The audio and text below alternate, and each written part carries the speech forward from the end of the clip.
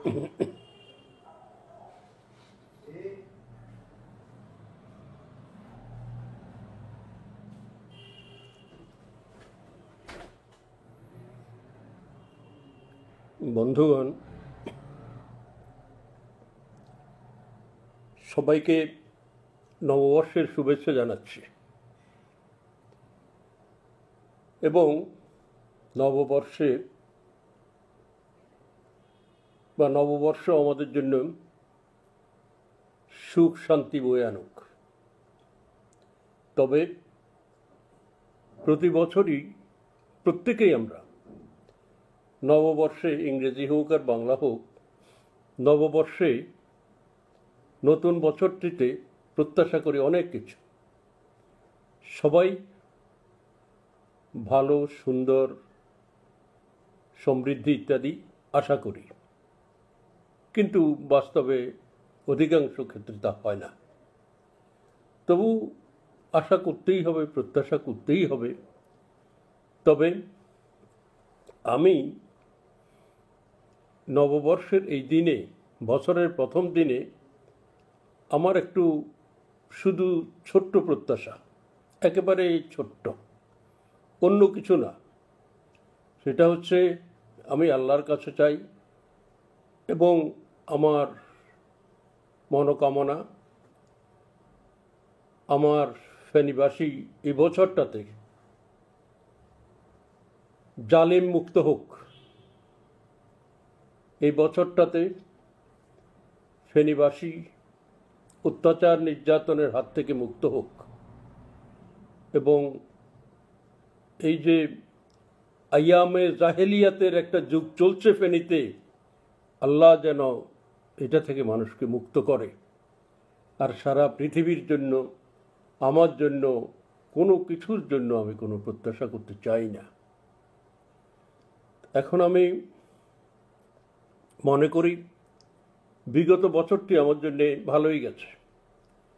বিগত বছরে আমি কি পেয়েছি কি পাই নাই, এত লম্বা চড়া হিসাবে বা অঙ্কে যাব না। আমি মনে করি আমার জনগণ জানে, আমার জনগণের কাছে গ্রহণযোগ্যতা আগের চেয়ে বেড়েছে। আমি একজন রাজনীতিক ব্যক্তি, সেই হিসাবে আমার কাছে এটাই চাওয়ার, যারা টাকা চায় বেশি, তারা টাকা পেয়েছে কিনা তারা জানে। আমি টাকা চাই না, কারণ আমি ব্যবসায়ী নই, আমি রাজনীতিক। একজন রাজনীতিবিদ জনসমর্থন চায়, জনগণের কাছে তার গ্রহণযোগ্যতা চায়। সেই হিসাবে আমি শুকরিয়া আদায় করি আল্লাহর কাছে যে আমি পেয়েছি। আমি মানুষের কাছে অতীতের যে কোনো সময়ের চাইতে অনেক অনেক বেশি গ্রহণযোগ্যতা পেয়েছি। এই সার্থকতাটা নিয়েই যদি মরতে পারি, এটাই যথেষ্ট। মরার সময় হয়ে গেছে, বয়স হয়েছে, আল্লাহ যখন ডাক দিবেন চলে যাব। তবে এই সার্থকতাটা নিয়ে যাব, সেই জন্য আল্লাহর দরবারে শুকরিয়া। এবার আমি আমার আলোচ্য সূচিতে আসতে চাই। আলোচ্য সূচিতে 1 নম্বরে রেখেছি আজকে আমাদের আজিজ আহমদ চৌধুরীর নিয়ে নাটক।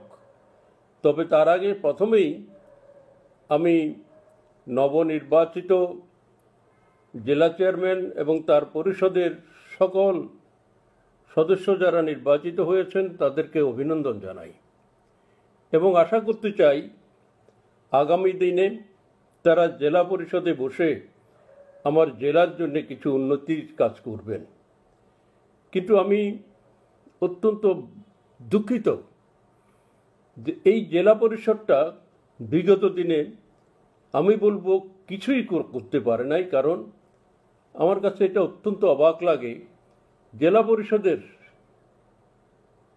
একটি হল ছিল জহির রায়হানের নামে। জহির রায়হানের মতো লোক আমাদের গর্ব। সেটাকে কে বা কারা কেন জানি ভেঙে দিল, বলা হলো নতুন করে আরো বড় করে সুন্দর করে করবে। কিন্তু এই যে দীর্ঘদিন আমাদের আজিজ আহমদ চৌধুরী সাহেব সেখানে বসেছিলেন, ওখানে যেসব ভাঙ্গাচুরা আছে সেখান থেকে একটা ইট নাড়েন নাই। আমি চাই এই পরিষদ প্রথমেই এই জহির রায়হান হলটাকে সুন্দর করে গড়ে তুলবে। এখন সূত্রতেই বলছিলাম, আজিজ চৌধুরীকে নিয়ে যে নাটক হয়েছিল সেটা সম্পর্কে কথা বলবো।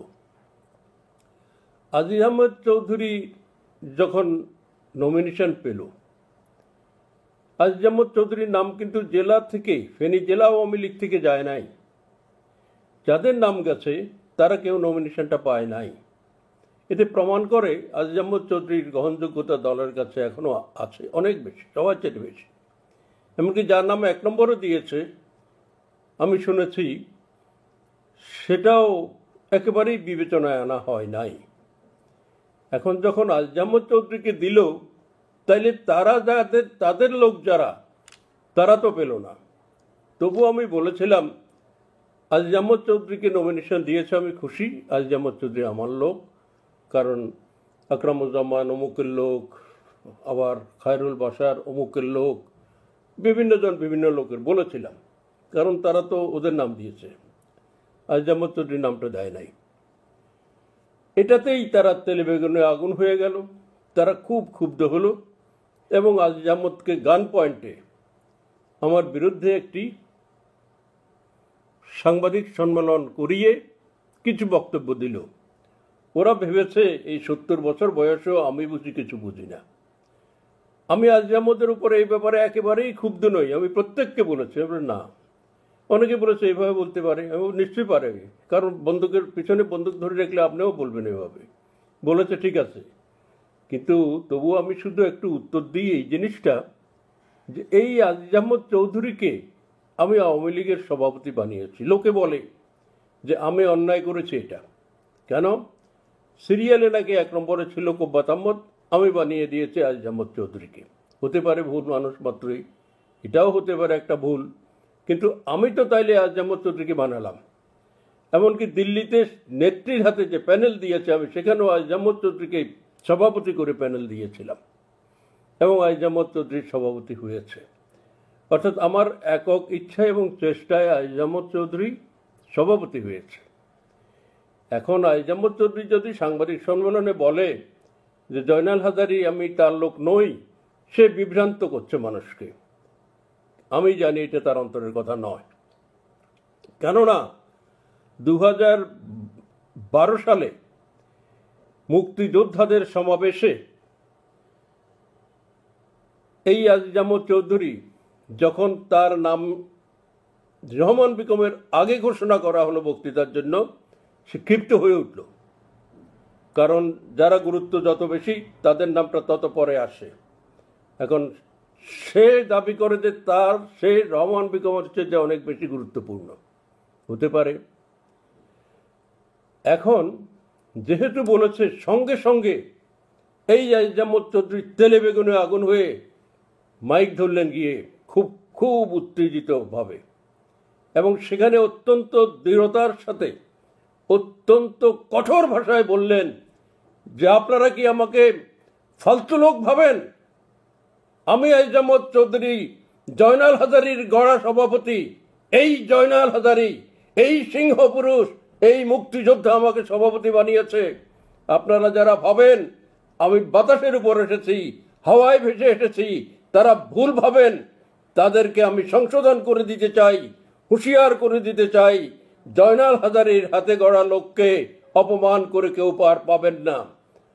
আজও রহমান বিকমও আছে, আমার 400 মুক্তিযোদ্ধা ফেনী থানার সবাই সাক্ষী আছে, তৎকালীন ডিসিএসপি সাক্ষী আছে। এভাবে বলার পরে আর কেউ সাহস করছিল না তাকে থামানোর জন্যে। আমি নিজে গিয়ে তাকে ধরে এনে আবার তার আসনে বসিয়েছিলাম।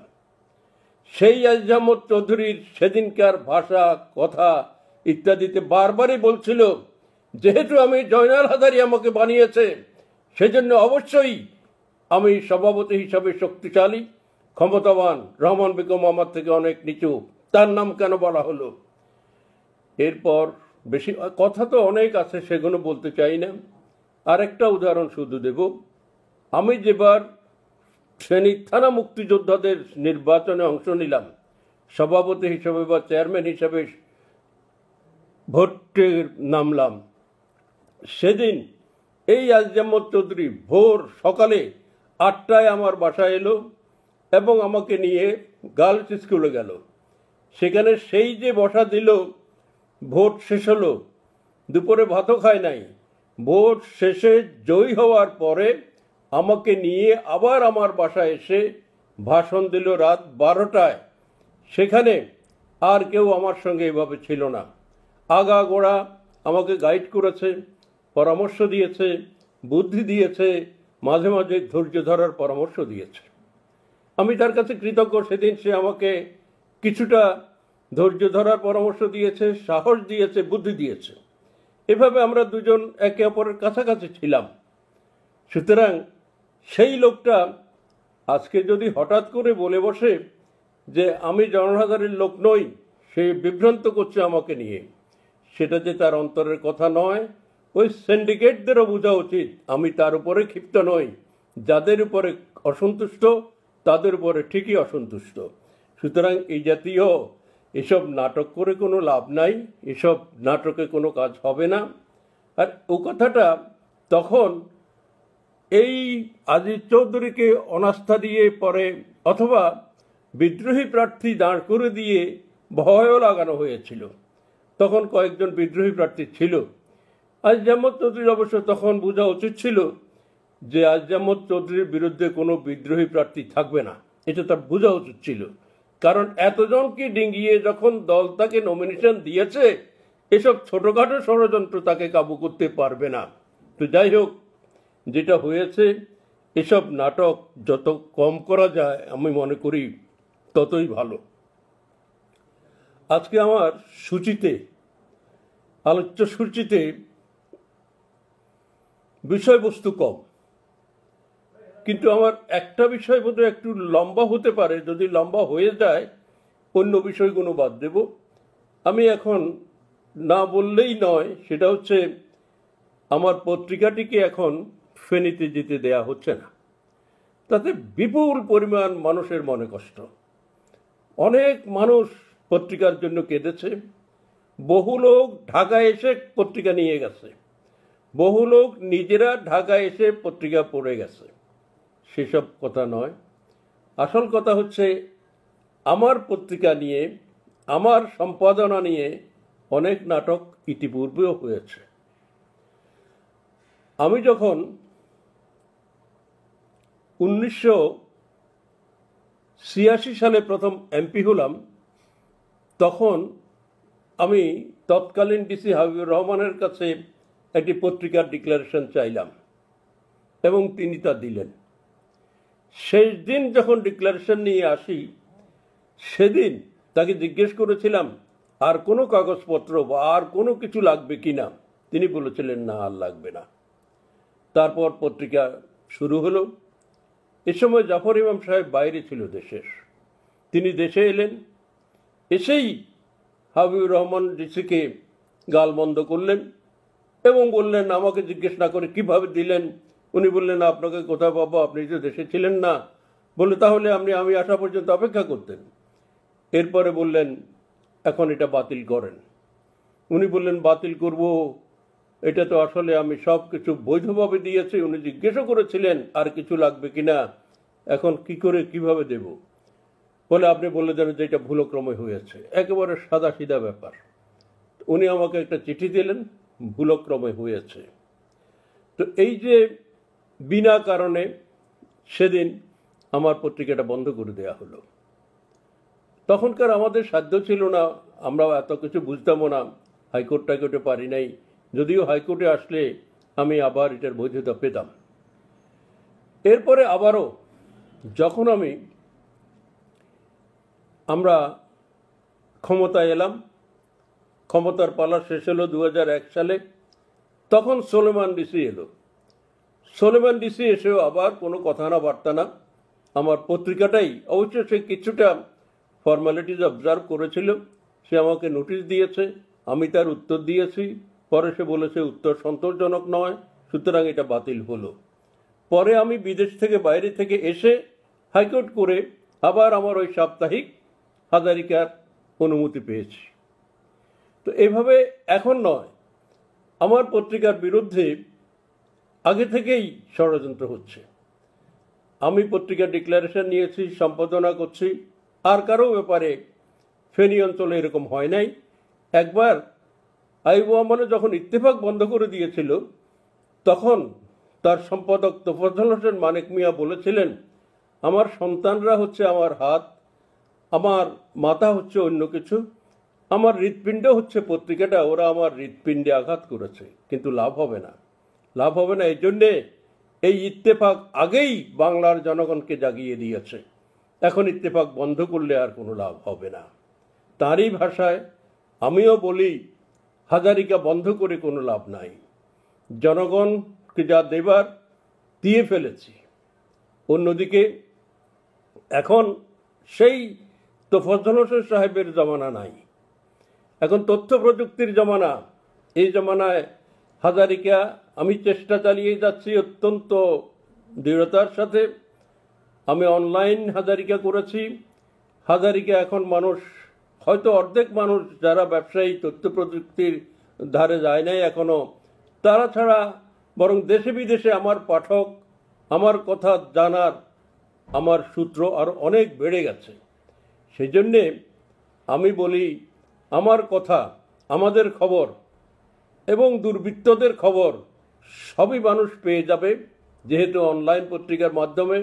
অথবা এমনও পরিবেশ আসবে যখন মানুষ আবার হয়তো কাগজের পত্রিকাও পড়বে। আমি কিন্তু আরও 2 বছর আগেই একবার বলেছিলাম, কাগজের পত্রিকার দরকার নাই, সবাই ইন্টারনেটে চলে আসেন। তো এখনও বলি, আজকেও বলি যে চলে আসেন ইন্টারনেটে। আমি অত্যন্ত সমৃদ্ধ সুন্দর একটি অনলাইন পত্রিকায় করেছি। আমার আগেরটাই হাজারিকাই, আগে ছিল শুধু হাজারিকা, এখন অনলাইন হাজারিকাও যুক্ত হয়েছে। সহজে পড়া যায়, তাৎক্ষণিক খবর পাওয়া যায়। এখন ফেনীতে কোনো একটা ঘটনা, ওরা কাউকে মেরে ফেলেছে, আমি 2 মিনিটের মধ্যে এটা তুলে দিতে পারি, সহজ তুলে দেয়া। এবং আপনারাও শুধু আমার ওয়েবসাইটে ঢুকলেই ওটা পড়তে পারবেন। এখন আমি মনে করি, যেটা হয়তো ভুল হচ্ছে আমার বলা, আমি মনে করি এতদিন এদের বিরুদ্ধে অনেক লিখেছি, মাসকে মাস লিখেছি, এটা সত্য, তারা কিছু করলো না। এখন হঠাৎ যখন জাফর ইমামের সঙ্গে তাদের মাখামাখি হলো, হয়তোবা জাফর ইমাম তাদেরকে বুদ্ধি দিয়েছে আমার পত্রিকা বন্ধ করার জন্য, কারণ অতীতের ইতিহাস আছে। আর জাফর ইমামের একটা ভয়, তার বিরুদ্ধে আমার কাছে অনেক কিছু আছে, অনেক বিষয় আছে, যেটা যদি এই পত্রিকায় তুলে দেই অনেক গোমর ফাঁক হয়ে যাবে। শুধু যেদিন আমি মুক্ত হয়ে, জাফর ইমাম যখন আমাকে জেলখানায় পাঠালো, মুক্ত হয়ে সংসদে ভাষণ দিয়েছিলাম, সেদিনই জাফর ইমাম সংসদে আমার আগে যে ভাষণ দিয়েছিল, আজও সেই ভাষণের কপি সংগ্রহ করেছি বলে সাহস করে বলছি, সেই ভাষণ যদি জনগণকে শোনানো যায়, যারা প্রকৃত আওয়ামী লীগের, প্রত্যেকের গায়ের লোম খাড়া হয়ে যাবে। সেই ভাষায় আমি আর কাউকে, তখনকার সময় আনোয়ার জাহিদ বঙ্গবন্ধুর বিরুদ্ধে খুব বলতো, কিন্তু জাফর ইমামের এই জাতীয় বক্তব্য, যে কিনা এলাকায় ভোট করতে এসে নৌকার নিচে দিয়ে সে কোনো রাস্তা পার হতো না, সেই লোক, আমার একটু সন্দেহ হয়। আবার নাসিমের বিষয়টাও একটু চিন্তা করি। এই জন্যে নাসিমের বিরুদ্ধে আমি বিগত 5-7 বছরে বাস্তবে তেমন কোনো কথা লিখি নাই, বলিও নাই। বরং যেহেতু তার ক্ষমতার মধ্যে বলয় আছে, সেজন্য তাকে অনুরোধ করেছি অনেকবার। যেমন আমাদের সহদেবপুর মহিলাদের উপর নির্যাতন হয়েছে, বলেছে এটার একটা প্রতিকারের ব্যবস্থা করো। মাঝে মধ্যে তার সম্পর্কে এই জাতীয় আলোচনা করেছি। একদিনই শুধু যখন বলেছি যে কেন তাকে 4 জন এমপির উপরে তুলে বিশেষ অতিথি করা হলো, এতেই সে আমার এক বন্ধুকে বলেছে যে কি করব, দেখেন আমাকে ডিসি দাওয়াত দিয়েছে, আমার দোষটা কি? এখন আমাকে নিয়ে হইচই, ডিসিকে হুমকি ঝুমকি ইত্যাদি করলো। তাতে একটু মনে হয় যেন হয়তোবা তার থাকতেও পারে। কিন্তু আমি শুধু ভাবি, এতদিন বছরকে বছর পত্রিকাটি এত কথা লিখেছে, কিছু না, আর এখন আমার পত্রিকাটিকে কেন ফেনীতে যেতে দিচ্ছে না? অপরাধটা কি? আচ্ছা, আমার অপরাধ, আমার একটা প্রশ্ন হলো, তোমাদের বিরুদ্ধে কোনো ক্ষতিকর কিছু লিখে থাকলে, মিথ্যা লিখে থাকলে তোমরা প্রতিবাদ দাও, এটাই নিয়ম।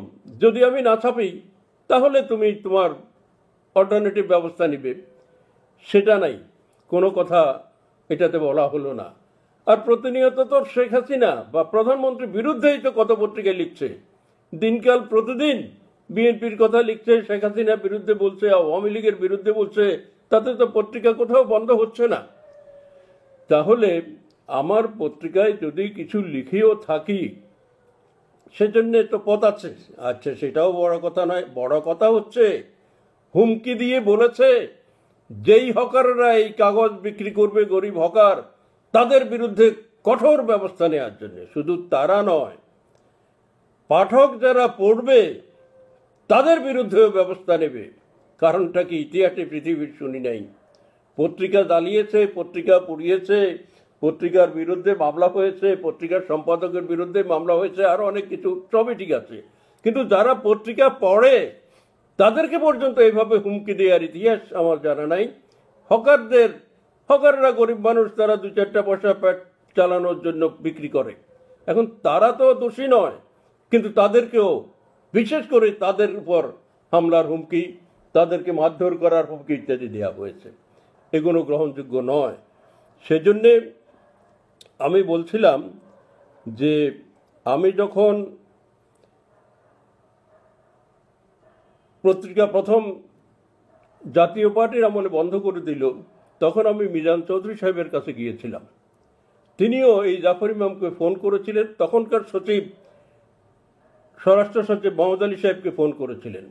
মোহাম্মদ আলী সাহেব আমার সামনে, আমি ছিলাম, এবং আমাদের আজকের যে ডেপুটি স্পিকার ফজলে রাব্বি, উনি ছিল আমাদের সামনে। যখন মোহাম্মদ আলী সাহেবকে উনি ফোন করলেন, উনি তখন প্রধানমন্ত্রী ছিলেন মিজানুর রহমান চৌধুরী সাহেব, আমাকে ভালো জানতেন, ফেনী কলেজের উনি জিএস ছিলেন, আমার প্রতি একটু আমাকে ভালো জানেন, আমাদের রামপুর এলাকায় ওনার আত্মীয়তা আছে। তো সেই মিজান চৌধুরী যখন ফোন করলেন, মিজানুর রহমান চৌধুরী সাহেব ক্ষুব্ধ হলেন। তিনি বললেন, তো একটা মফস্বলের সাপ্তাহিক পত্রিকা যদি আমাদের গণেশ উল্টায়, তো ক্ষমতা থাকার কি অধিকার আছে? বলে, স্যার আমার এসব বলে তো লাভ নাই, এখন জাফর ইমাম সাহেবের আপত্তি আছে। তো সেই জন্য আমি একটু সন্দেহ করি যে এইটা হয়তো সিন্ডিকেট আবেগ আপ্লুত হয়ে করেছে, পরামর্শ বা কিছু একটা ভূমিকা জাফর ইমামের থাকতে পারে। এখন আমি সেজন্যে কারো কাছে ধর্ণা ধরে পত্রিকা নেওয়ার, আমি ইচ্ছা করলে ছাপিয়ে পত্রিকা ফেনীতে পাঠাতে পারি বিভিন্নভাবে, কিন্তু যারা পাঠক তারা কষ্ট পাবে, হয়তো যারা হকার তারা কষ্ট পাবে, সেজন্য আমি সেটা পাঠাচ্ছি না। বাস্তবে এটা সত্য, কিন্তু কতজন যে ফোন করে কত ধরনের কথা বলছে, তারা খুবই মর্মাহত ইত্যাদি। তাদের আশ্বাস দিয়ে বলি, পরিস্থিতি যে কোনো সময় যে কোনোটাই হয়ে যেতে পারে, সুতরাং পত্রিকা হয়তো যাবে, কিন্তু আমি পত্রিকাকে ফেনীতে পাঠানোর জন্য সিরিয়াস না, সত্য কথা। কিন্তু পত্রিকা পড়ার যদি ইচ্ছা থাকে, এখনকার সময় তথ্য প্রযুক্তির যুগে পত্রিকা পড়া যায়, সেভাবে পড়ে না আপাতত, এটাতে বসাও বাঁচে, অন্য বিষয়গুলোও বাঁচে। এবার আমি 3 নম্বর সাবজেক্টে বলি, সেটা হচ্ছে, আচ্ছা না, পত্রিকার কথা আরেকটু বলি, সেটা হচ্ছে প্রথম আলো বড় বড় করে হেডলাইন দিয়েছিল নিজামের বিরুদ্ধে। নিজামের এই যে জেল কম খেটে বেরিয়েছে, নিজাম এই যে অবৈধভাবে এমপি হয়েছে, নির্বাচন করতে পারে না, 2 দিন আমার মনে আছে, আমি তখন সোনারগাঁ হোটেলে ব্যায়াম করতে গেছিলাম, 2 দিন প্রথম আলোতে পরপর তার বিরুদ্ধে একেবারে হেডলাইন দিয়ে নিউজ করেছে। এবং এই ব্যাপারে নিজাম একদিন একরাম থাকতে, একরাম সহ নেত্রীর কাছে গিয়ে প্রথম আলোর বিরুদ্ধে নালিশ করলে নেত্রী বলেছিলেন, তাহলে মামলা করো তুমি। সে মামলাও করে নাই। এবং আজকে যে নিজামের মামলা, আজকে যে নিজাম ভয়াবহ বিপদের মধ্যে আছে, এটার মূল নায়ক কিন্তু প্রথম আলো। একটা রিড করার জন্য সূত্র লাগে, নির্ভরযোগ্য বিশ্বাসযোগ্য সূত্র লাগে। তো নিজামের বিরুদ্ধে সূত্র ছিল প্রথম আলো। কোর্টে গিয়ে বলতে হয়েছে যে এই কথাগুলো প্রথম আলোতে ছাপা হয়েছে, সেজন্য ওটাকে আমলে নিয়ে রিটটা হয়েছে, নাহলে এটা রিটই হয় না। কিন্তু প্রথম আলোকে রেফারেন্স দেওয়াতে, যেহেতু প্রথম আলো এখনও নির্ভরযোগ্য পত্রিকা, সেই জন্যই মামলাটা হয়েছে। এখন প্রথম আলো আবার এই মামলার একটি পক্ষ, বাদী। তাহলে প্রথম আলো এটার বাদী, প্রথম আলোতে ছাপিয়েই তার বিরুদ্ধে রিট হলো, প্রথম আলোতেই তাকে প্রথম দোষারোপ করলো জঘন্য সব অভিযোগ তার বিরুদ্ধে এনেছে, সেই প্রথম আলোকে কিছু করা নাই, কিছু বলা নাই। প্রথম আলোর বিরুদ্ধে এমনকি যদি মিথ্যা হয় মামলাও নাই। প্রধানমন্ত্রী বলার পরও মামলা হলো না। ওই শুধু ফেনী শহর একটাকে ধুয়ে মুছে এটাকে তছনছ করে ফেলাতেছে। কারো কাছে কিছু টাকা থাকলে কেমনে এটা নিবে, কারো জমি কেমনে দখল করবে, কেমনে শত্রুতা করলে তারা মেরে ফেলবে, এই চিন্তা শুধু ফেনী বাজারে।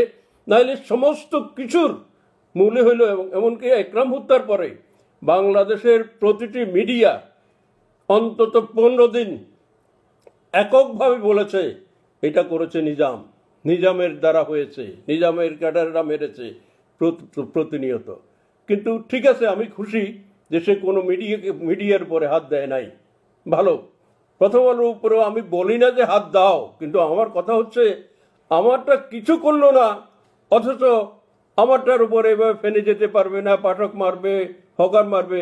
প্রথম আলো যে তোমার বিরুদ্ধে এত কিছু, সমস্ত কিছু, কিন্তু মূল সূত্র আমি বলে দিচ্ছি, মূল সূত্র হচ্ছে প্রথম আলো। অথচ প্রথম আলোর ব্যাপারে একটি কথা বলতেও তারা রাজি নয়। তো এগুলো হচ্ছে ইন্টেনশন। তো আল্লাহ কখন কাকে কোথায় নিবে, তাকে কোথায় রাখবে, আমাকে কোথায় রাখবে আল্লাহই জানে। কসম করে আমি আবার বলছি যে আমার কোনো নাই, অ্যাম্বিশন নাই, আমার কোনো রাজনৈতিক ইচ্ছাভিলাষ নাই। আমি আবার এমপি হব, মন্ত্রী হব, আবার সেই প্রভাব নিয়ে ফেনীর রাজনীতি করব। কসম করে বলে আমার অন্তরকে সাক্ষী রেখে যে আমি এটা নই। আমি শুধু আপাতত জালেম মুক্ত চাই ফেনী, এটাই আমার স্বপ্ন, এটাই আমার ধ্যান, এটাই আমার ধারণা, আর কিচ্ছু না। এবার আরেকটি প্রসঙ্গ যেটা আমার এক বিবেচনায় বলার কথা নয়, আরেক বিবেচনায় যেভাবে বলার সেভাবে আমি বলবো না, সেটা হচ্ছে এসপি। সেদিনই, যেদিন আমার পত্রিকার কথা বলা হয়েছে, সেদিনই এসপির কথা বলা হয়েছে, বলেছে যে এই এসপি 21শে আগস্টের গ্রেনেড হামলার জন্য দায়ী, এবং বলেছে এই এসপির সে বিচার করবে ফেনীর মাটিতেই। গ্রেনেড হত্যার মতো মামলার বিচার ফেনীর মাটিতে কেমনে হয়? গ্রেনেড হত্যা হলো ঢাকায়, মামলা হবে ফেনীর মাটিতে, এটা কি? তার চাইতে বড় কথা, একজন এসপি এবং ডিসি, আজকালকার অনেক মন্ত্রীও ঠিকঠাক মতো খবর না নিয়ে করা হয়, কিন্তু ডিসি এসপি করা হয় না। চুলচেরা বিশ্লেষণ করে, অনেক পরীক্ষা নিরীক্ষা করে, অনেক কিছু যাচাই বাছাই করে ডিসিএসপি করা হয়। সুতরাং এই যে এসপি, ওকে এমনি ঠাস করে এটা নিচের থেকে এসপি করে দেয় নাই। সমস্ত অতীতের তার রেকর্ড, এমনকি পারিবারিক রেকর্ড পর্যন্ত দেখে। পরিবারেও যেমন আমাদের প্রথম এসপি ছিলেন মল্লিক ফখরুদ্দিন, ওনার একটু পারিবারিক ব্যাকগ্রাউন্ড খারাপ ছিল, সেই জন্য উনি অনেক বাধাগ্রস্ত হয়েছেন তার চাকরি জীবনে। তো এটা, সুতরাং সেই লোককে আপনি এখন ঠুস করে এসে বলবেন গ্রেনেড হত্যার জন্য দায়ী। আর গ্রেনেড হত্যার জন্য দায়ী যখন গ্রেনেড হামলা হলো, তখন তো তিনি অন্য জায়গায় আরও নিচের জায়গা ছিলেন। আচ্ছা ঠিক আছে, দায়ী হলেও হতে পারে, না হলে। কিন্তু প্রশ্ন হলো, সে বলছিল যে আমি প্রধানমন্ত্রীর কাছে গিয়েছি, মিথ্যা, একেবারে নির্জলা মিথ্যা। আমি স্বরাষ্ট্রমন্ত্রীর কাছে গিয়েছি, আমি আইজির কাছে গিয়েছি। আচ্ছা, ওদের কাছে তো যে কেউ যেতে পারে, আমিও মাঝে মধ্যে এমনিতেই শুধু দেখা করার জন্য স্বরাষ্ট্রমন্ত্রীর কাছে যাই। তো এখন প্রশ্ন হলো, তুমি এখনো একজন এমপি কেমনে? গ্যাজেট হয়ে আছে যখন একটা এমপি, তো স্বীকার করতেই হবে। আমি স্বীকার না করলে কী লাভ? সেই এমপি যখন প্রধানমন্ত্রীর কাছে গেল, স্বরাষ্ট্রমন্ত্রীর কাছে গেল আইজির কাছে, আরও কার কার কাছে, তাহলে প্রশ্ন হলো এসপির কিছু হলো না কেন? বদলি তো সে 2 বছর হয়ে গেছে, আর নিজেও বোধহয় তদবির করছিল বদলির জন্য। তো এখন তার তদবির, একজন এমপি যখন এতজনের কাছে গিয়ে বলেছে, অভিযোগ করেছে, চেয়েছে তাকে শাস্তি করার, শাস্তি হচ্ছে না কেন? বরং তার বদলিটাও যখন হচ্ছে না, তখন তো বোঝা যাচ্ছে যা এর কথা কেউ এক আনা দামও দেয় নাই। তাহলে একটা এমপি যদি কোনো দামই না থাকে, তাহলে এমপি গিরি করার দরকারটা কি? সংসদে তো যাই না, সংসদে তো কেউ দেখেই না, কিন্তু সংসদের তার ওই যে হাজিরা খাতা, ওখানে তার দস্তখত আছে, সবখানে জালিয়াতি আছে।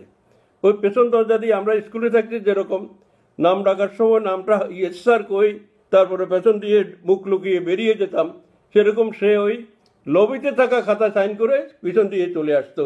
কারণ এগুলো ফুটেজ আছে, এগুলো সব প্রত্যেকটি জিনিস ভিডিও হয়ে আছে। তো এই এমপি চিন্তা করলো না যে কি আমি এত চেষ্টা করছি, এত জনের কাছে গেলাম, তো প্রধানমন্ত্রীর কাছে 2-3 বছরের মধ্যে সে যেতে পারে না, এটা এম্বার্গো আছে। মিথ্যা কথা, মিথ্যা তো বলতে বলতে তারা কত কারণ টেলিফোনে কথা কইতেছে, ঠাস করে দেবো আমার প্রধানমন্ত্রী খবর দিছে, মিথ্যা।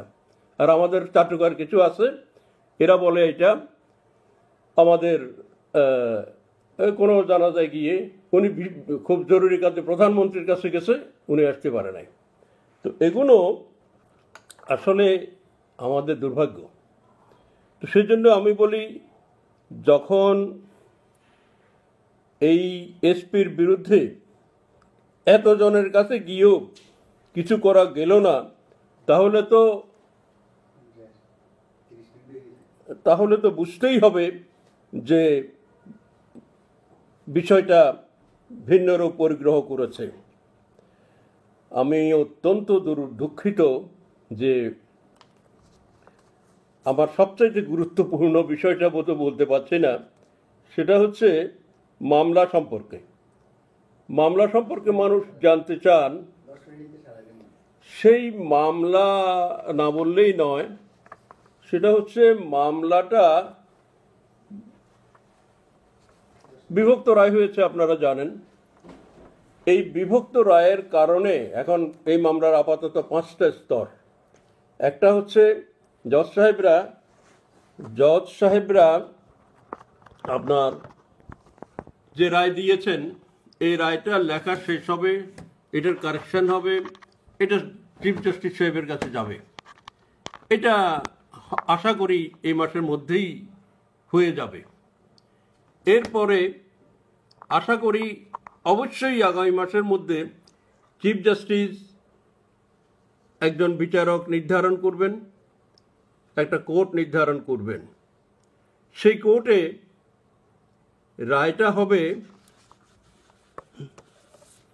সেই কোর্টের রায়টা হবে হয় বড় জজ সাহেব যেটা রায় দিয়েছেন এটা সঠিক, নয় ছোট জজ সাহেব যেটা রায় দিয়েছেন এটা সঠিক। এখন রায় যাই হোক, অবশ্যই পরবর্তীকালে এই বিষয়টা চলে যাবে অ্যাপেলেট ডিভিশনে। অর্থাৎ সাখাওয়াত জয়ী হলে নিজাম যাবে অ্যাপেলেট ডিভিশনে, আর নিজাম জয়ী হলে সাখাওয়াত যাবে অ্যাপেলেট ডিভিশনে। এবারে সেখানেও মাসখানেক 1.5-2 লাগতে পারে, এবং অ্যাপেলেট ডিভিশন থেকে যে সিদ্ধান্ত আসবে ওইটাই ফাইনাল। সেজন্য আমি আমার গতবারের বক্তৃতাতেই বলেছিলাম যে যারা 6 মাস অপেক্ষা করতে পারবেন না তারা আর এই মামলার খবর নেবেন না। সুতরাং আমি বলি, আগে এই স্তরগুলো পার হওয়ার জন্য 6টা মাস অপেক্ষা করুন, আমার ব্যক্তিগত অনুরোধ। তারপরে খোঁজখবর নিয়ে, প্রতিদিন বিরক্ত হয়ে যায় যখন মানুষ কেবলই টেলিফোন করতে থাকে, খবর নিতে থাকে। এখন আমি শুধু একটা উদাহরণ দিয়ে আপনাদেরকে বলি যে এখানে বড় জজ সাহেব যে রায়টা দিয়েছে, সে রায়ে পরিষ্কার বলে দিয়েছে যে নিজামের সংসদ সদস্য পদ অবৈধ এবং তার জেল খাটা এখনো বাকি আছে। এবার একজন হাইকোর্টের জজ সাহেব যদি রায়টা দিয়েই দেয়, তাহলে তার তো এটা চলেই গেছে। আবার ছোট জজ সাহেবও কিন্তু তার এই পয়েন্টের পরে কোনো দ্বিমত করেন নাই। তিনি বলেছেন এটা আইনত হয় নাই রিটটা, কিন্তু তিনি এটা বলেন নাই যে বড় জজ সাহেব যেটা বলেছেন এটা সত্য নয়। তিনি ওটার সঙ্গে কোনো দ্বিমত করেন নাই। এখন যেটা হচ্ছে, এই মামলাটা এখন ক্যান্সার রোগের মতো হয়েছে, একেবারে হুবহু। অর্থাৎ কারো যদি ক্যান্সার হয়, সে বাঁচে না। ক্যান্সার রোগীর বাঁচার কোনো সুযোগ বা বাঁচার ওষুধ এখনো আবিষ্কার হয় নাই। তবে যেগুলো জটিল, যেমন লাংসের ক্যান্সার হলে, ব্রেন ক্যান্সার হলে, এগুলোতে বেশিরভাগই। তো সেই ক্যান্সারে যেহেতু কেউ বাঁচে না, তাইলে তার চিকিৎসা কেমনে কি? তার চিকিৎসা হচ্ছে কেমো, মূলত কেমো। কেমো কারা করে? বিদেশে কারা যায় ক্যান্সার হলে? যাদের বিপুল পরিমাণ টাকা আছে। তো টাকা নিয়েও বিদেশে গিয়েও কেমো দিয়ে কি হয়? কিছুদিন বেশি বাঁচে, পরে মরে যায়। তো নিজামেরও হয়েছে ক্যান্সার। এই মামলাটা, এই রায়টা তার জন্য ক্যান্সার। এখন তার টাকা আছে, সেইটাকে বিলম্বিত করতে পারবে। কেমো বিলম্বিত মানে কেমোথেরাপি দিয়ে বিলম্বিত, কারণ তার টাকা আছে। আমি তো বলেছি ক্যান্সার রোগী যাদের টাকা আছে তারা বিদেশে যেতে পারে, কেমো দিতে পারে। এখন নিজামেরও যেহেতু এই মামলাটা ক্যান্সার, তার টাকা থাকাতে সে বিলম্বিত করতে পারবে বিদেশে যাওয়ার মতো কিংবা কেমো দেওয়ার মতো। বাঁচাবাঁচি নেই, বাঁচার কোনো সুযোগ আমরা দেখি না, আমি দেখি না। সেজন্য বলি এই ক্যান্সার রোগীর এখন অপেক্ষা করতে হবে কখন শেষ দৃশ্যটা আমরা দেখব। অন্য কোনো বিষয় না। এই বিষয়টা নিয়ে আর একটু বিস্তারিত বলার ছিল, যেহেতু আজকে সিদ্ধান্ত নিয়েছিলাম যে কিছুতেই আধা ঘন্টার বেশি বলবো না, তবু একটু দেরি হয়ে গেল। এখন দিঘির পাড়ে হকারদের ব্যাপারে আলোচনার বিষয় ছিল, কিন্তু এই হকারদের উপরে যে নির্যাতন হয়েছে, অন্তত 400 হকারকে কষ্ট দিয়ে 10,000 মানুষকে কষ্ট দেওয়া হয়েছে। একটা মাসের জন্য যদি তাদেরকে সুযোগ দিত, তারা গরম কাপড় কিনে নিয়ে বিক্রি করার জন্য সেখানে বসেছিল, কথা বুলডোজার দিয়ে ভেঙে দিল। তাদের নির্মাণ সামগ্রীকে পর্যন্ত জ্বালিয়ে পুড়িয়ে দিয়েছে। এগুলো অমানসিক। আমি থাকলে এটা হতো না, এগুলো হওয়া উচিত নয়। আমি সকলকে, এতে আমি মনে করি আমাদের প্রশাসনের ভাবমূর্তি নষ্ট হয়েছে। আপনারা তুলে দিয়েছিলেন, যাই হোক গেছে, পরে আরেকজন এসে এটা বসিয়ে দিবার চেষ্টা করছে, দালাল দিয়ে প্রস্তাব দিয়েছে যে 2 লাখ টাকা করে দাও, 400 লোক আবার তোমাদেরকে বসিয়ে দেয়া হবে। আমি হকার ভাইদের বলি, কষ্ট করেছো আর একটু করো, টাকা টুকা দিয়ে অনাহত আরো ভোগান্তিতে পড়বার দরকার নাই। টাকা টুকা দিও না, দিন বদলের জন্য আল্লাহর কাছে বলো, আল্লাহ দিন বদল করবে।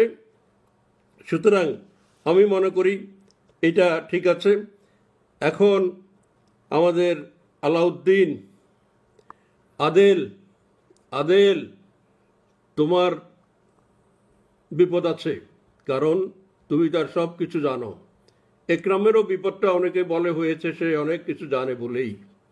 যেহেতু তুমি সব কিছু জানো, সেহেতু তুমি একদিন সব বলে দিতে পারো, সেজন্য তোমার বিপদ হওয়ার সুযোগ আছে। বিপদ তো আমার আছে, আরজুর আছে, সাখাওয়াতের আছে, আরও আছে অনেকের।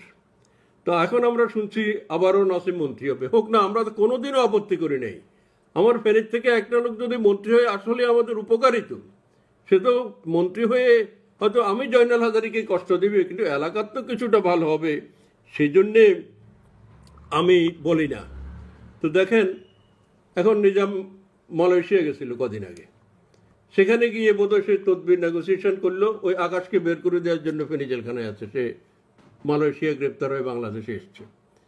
এরপরে আমি এক রেস্টুরেন্টে গিয়ে কদু খাইতাম আর ওই পোড়া মাংস খাইতাম। এক বয় বলছে যে হাজারি সাহেব তো আমাদের এখান থেকে এইটা নিচ্ছে। এই যে শুরু করলো বউ বাচ্চার ওই কদু খাওয়া আর ওই পোড়া মাংস খাওয়া।